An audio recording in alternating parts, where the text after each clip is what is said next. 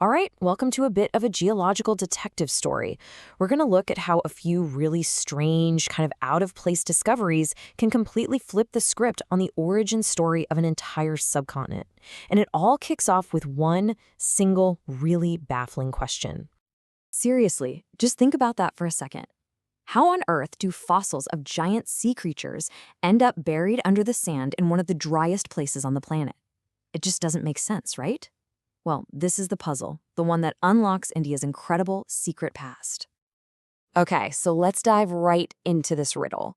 We're starting in Rajasthan, a region in western India that's pretty much famous for one thing: its vast, dry desert landscape. And here's what's so wild about this. We have historical records, records stretching all the way back to the ancient Indus Valley civilization, that show this place has been a desert for at least 5,000 years. So you can imagine the shock when geologists started digging around and found, well, the fossilized remains of huge sea creatures. It was a massive mystery. You know, this kind of thing is what scientists call a discontinuity. Basically, a piece of evidence that just should not be there. It doesn't fit the picture at all. And get this, it's not the only clue we've got. Think about the Asiatic lion. You can only find it in one place in India, the state of Gujarat. But its closest relatives, they're thousands of miles away in Africa. So you've got these two things, the sea fossils and these isolated lions. And they're like puzzle pieces that don't fit the current map. It's a huge hint that maybe, just maybe, the map itself used to look very, very different. To figure this out, we have to think bigger, much bigger. And to piece all these clues together, we've got to turn to a really revolutionary idea, one that was first floated by a scientist named Alfred Wegener way back in the early 20th century. So Wegener came up with this pretty radical theory called continental drift. Now, at the time, most scientists basically laughed him out of the room. But he argued that the continents weren't stuck in one place. Nope, he said they were actually moving, drifting across the planet's surface like giant rafts. And this idea, which was once so controversial, is the absolute key that unlocks the whole mystery of India's origins. Just look at this timeline. It shows the absolutely incredible journey of the Indian tectonic plate. You know, one of those giant moving pieces of the Earth's crust. About 150 million years ago, India wasn't even close to where it is today.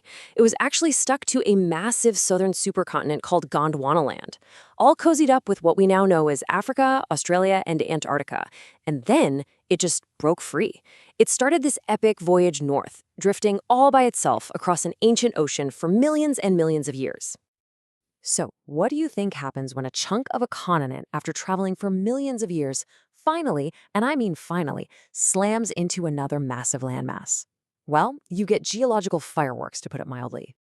Okay, so here's the crucial part. That huge Tethys Sea, the ocean that was sitting between the drifting Indian plate and the Eurasian plate, it got completely squeezed out of existence. Poof, gone. As the two landmasses collided, the ocean floor just buckled and vanished. And those mysterious fossils back in the Rajasthan desert, well, that's what's left. They're the last remnants of that long-lost sea, buried right where they were when the ocean disappeared from around them.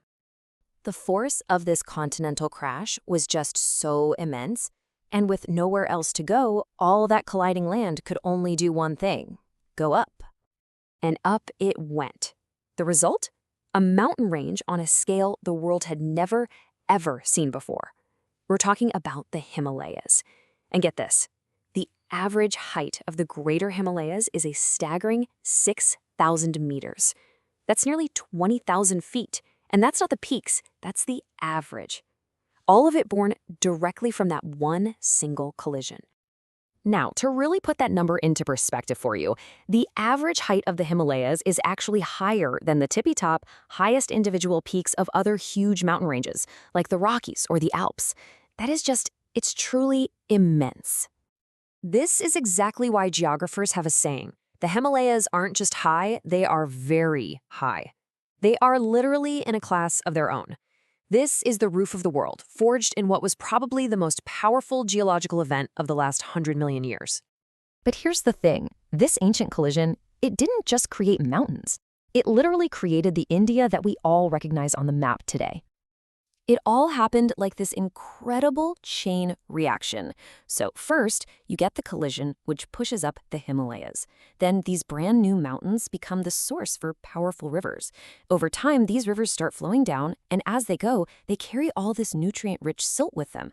And for millions of years, they just kept depositing that silt layer after layer, creating the vast, flat, and unbelievably fertile northern plains. And this is why all of this matters so much. That ancient journey, that incredible collision, it directly created the landscape that sustains modern India today. The Himalayas, they're the source of the Ganges and other life-giving rivers. Those fertile plains they created, they became the cradle of civilization, and today, they feed over 1 billion people. The mountains even act as a massive climate barrier, shaping weather patterns for the entire region. Literally every aspect of life on the subcontinent is tied directly back to this secret origin story. So the next time you look at a map, just remember, it's only a snapshot in time. The ground right under our feet is always, almost imperceptibly, moving. And it really makes you wonder, doesn't it? If a piece of a continent can drift halfway across the globe to build the rooftop of the world, what other incredible secrets does our planet still have hidden away, just waiting to be discovered?